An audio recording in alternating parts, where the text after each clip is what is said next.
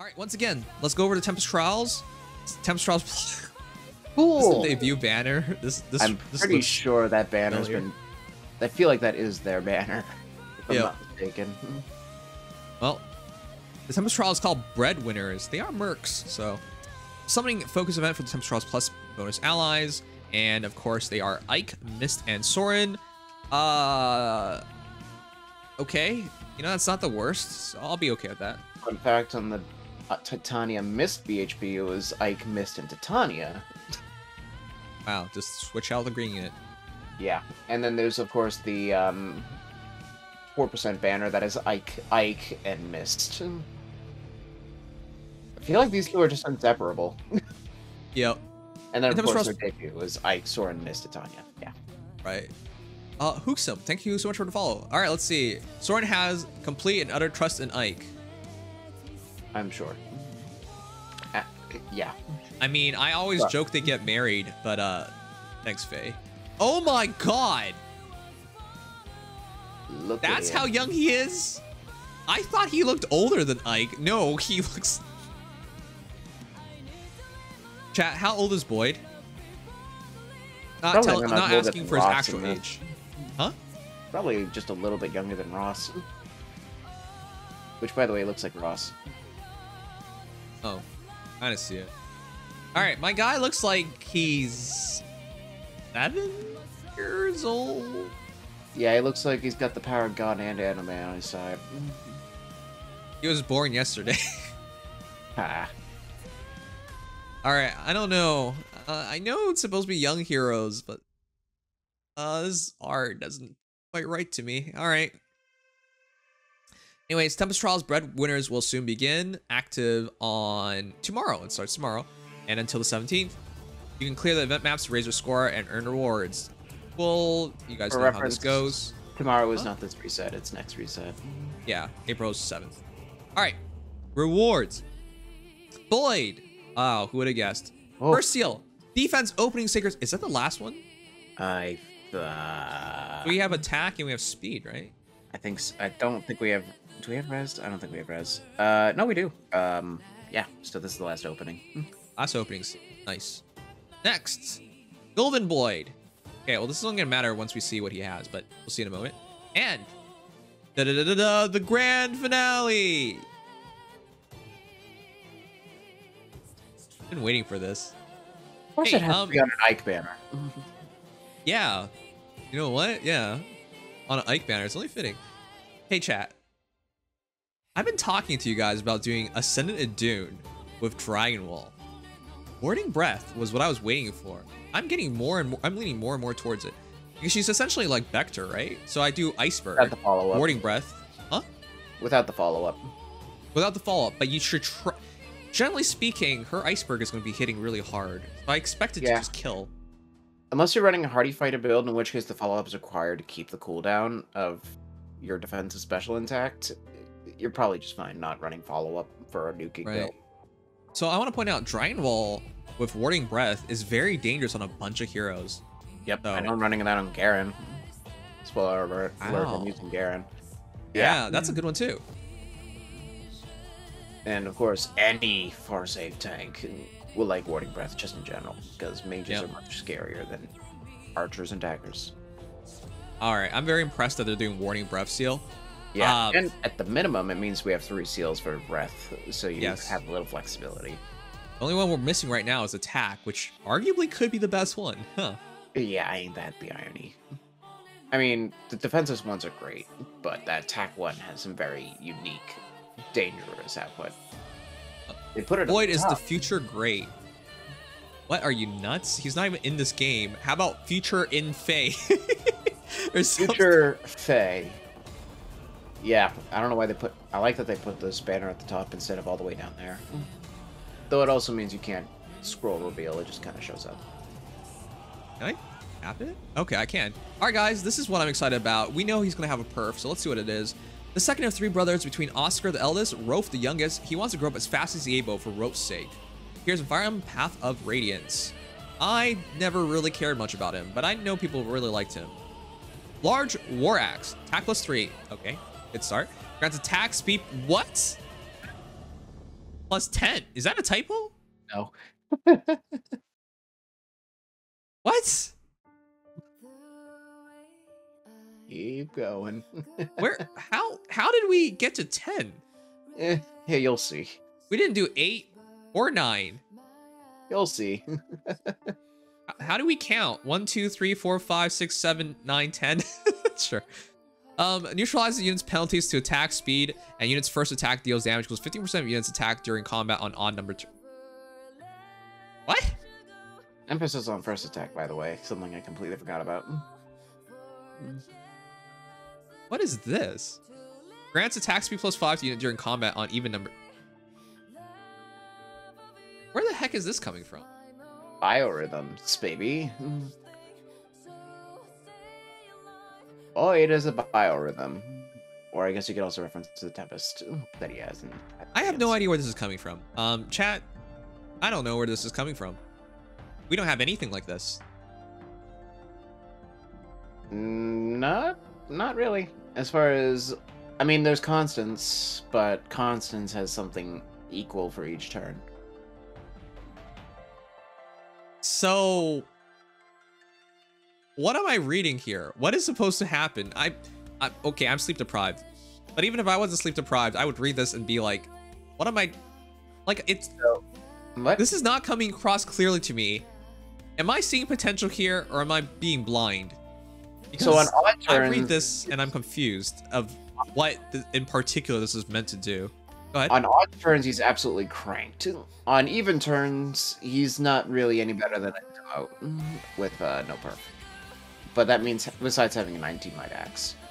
That said, at his minimum, he's getting attack speed 5 on an attack plus 3 axe. And at his best, he's getting more attack speed on a weapon than anybody else. And no penalties, plus some true damage. He's absolutely cranked 50% of the time. As long as it's So, okay, I see what you mean. Are these... Are they both combat buffs? Yep. There's no visible buffs here. So he gets Oh my 10 God. speed in combat on odd turns. This is interesting. So at worst, it's attack speed plus 5, which honestly is not bad. Actually, that's like the norm, what you should be Yeah. expecting. Yeah, literally at its minimum, yes, there's no extra effect, but you're still a 19 might axe with attack speed 5, which is pretty good, considering demotes don't get a lot of stuff. And then on odd number turns, attack speed plus 10, and then 15% of units attacked during combat. For the first one is boosted up by your attack. Yep, and What while a in friggin' no, weird hero. you do neutralize penalties. Okay. I need to see his actual stats, because we never expected him to match Shamir in speed. But now it's looking like a possibility, at least on the odd turn. And it's a good thing it's on the odd turns, because that's the most frequent. Because we go to turns 1 to 5, in other words, 1, 3, 5, you get over half of the situations in in some of the potential. rules. And in Ether Raids, that means your first turn engages are much better if you choose to use Void there. And then, of course, the cool thing is you can just slap Odd Tempest on him and make him even more cranked on the odd turns.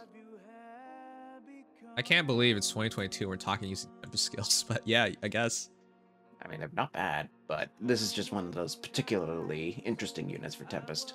Which, by the way, is in compiles through Fallen Dimitri. Alright. I don't know how to feel about this yet. I need to see his stats. Because if he doesn't... He has middling speed, and then all it does is allow him to catch up to like Shamir on odd turns or slightly past her. It's not that meaningful. Though for it does still mean he's a perf demote. Regardless. Interesting. I think he's probably... I can probably call it now that he's going to be a worthwhile merge project for people. Yeah. You'll That's have to so play around with him a little bit, but I think that just a little bit of caution could lead to some really good results. So I'll be really clear cut with you guys. It's not like I've had zero experience with this. I used Dual Hector for years. Literally years. With Kranya. You had to go And it was a all great over. combination. But the thing about Hector was he was the one who first brought up Odd Fighter. Or Odd follow-up. yeah. Odd follow-up, right. And the idea was on odd turns, he has Wary and he has QR. Very nice. In both phases, no HP threshold. Yep. So we can easily see like the huge advantage it maintained at that time. However, it quickly fell out of favor because we recognized an armor hero with a skill like this is a lot more awkward to use than expected. Now, this isn't an armor hero, but I can tell you as someone who's kept that skill all this time, yeah, it has not been nearly as good as I had hoped. Now, this is way better, but yeah, sometimes the game doesn't let you pick which turn to fight. It doesn't always, but I feel like in most modes, like in Ether Raids, you can definitely choose which turn you fight. In Arena? Probably. Yeah, that one, you probably. I don't know, actually depends nowadays because there are heroes like Chrom. Yeah, there are some really stupid turn. I mean, on the other hand, if you get turn 1 engaged for some reason, Boyd will be better into that. Well, Azuri just says he's an odd unit for sure. Shut up. No pun intended. You know what you just did, and you should feel ashamed. All right, let's see the rest of this. What? Infantry Pulse is back on the menu. Yes, it is. It's 5 or 4 because I'm killing a lot of Marissas, but then I don't really want to kill Kool-Aid. Huh? You want to know now?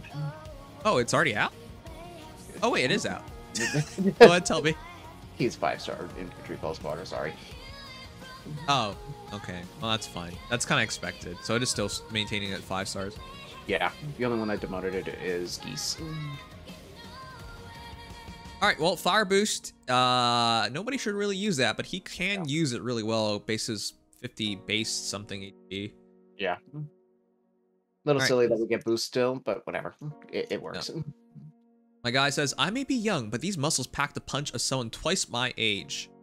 So if you're like 7 years old, it's 14. Wow, I'm so scared. Oh no, you're punching like a teenager. Dang.